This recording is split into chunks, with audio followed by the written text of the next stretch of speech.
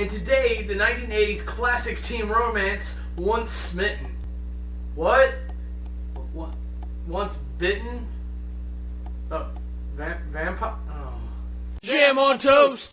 Hey everybody, welcome to the Jam. I'm Cameron. Today the toast is to Once Bitten. This is a response to SourcfedNerd's movie club. Click here to see their last thing where they picked this movie. I was beginning to think people were being mean about the selection SourceFed has made lately. I'm on board. So the short sell on this one is that a vampire countess needs 3 infusions of virgin blood before Halloween. And because it's the 1980s, can't find virgin men anymore. And apparently she has something against 11-year-old boys.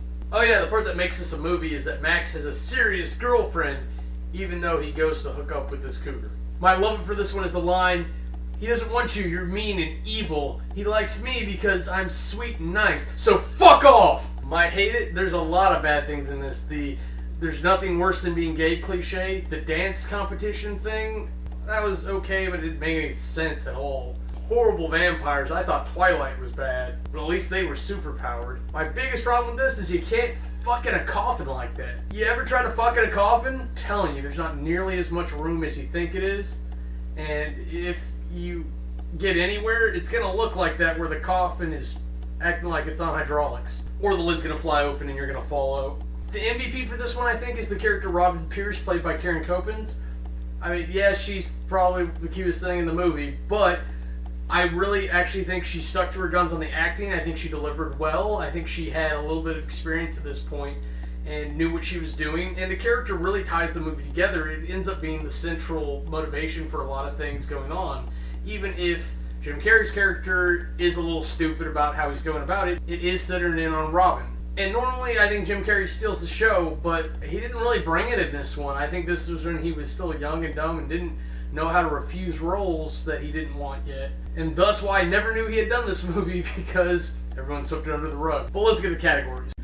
Aesthetics.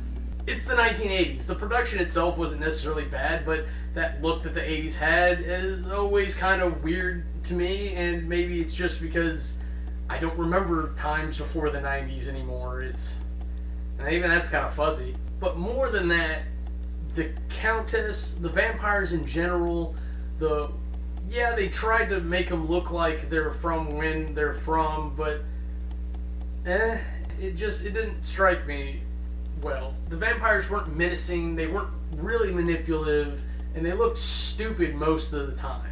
Bottom line, typically you go scary or sexy, and this didn't fall into either category. It just gave us a bunch of weird moments. Aesthetics gets a 60. Character development.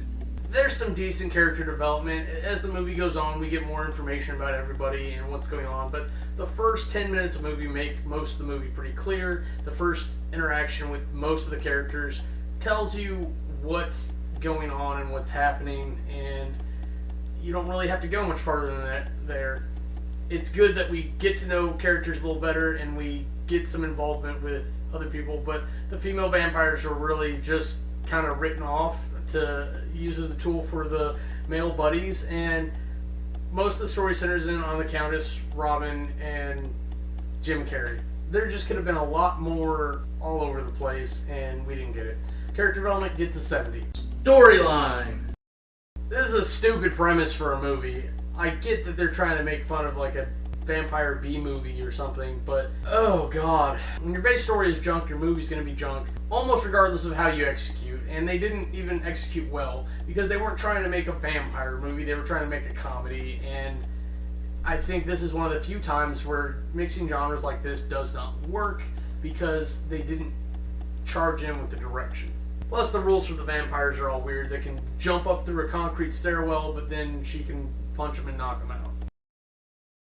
Compulsion. I just didn't enjoy it thoroughly. I think it was a weak delivery by Jim Carrey. I think this is a very campy, silly movie, and it might fall into the so bad it's good, but not for me. I just didn't see it. I think they just failed to execute, and there's nothing wrong with that. It's watchable, it's just not good. Compulsion gets a 60. Now, if you total all that up, you get an average of 57.5. For my rapid review, I'm going to say give this a miss if you can.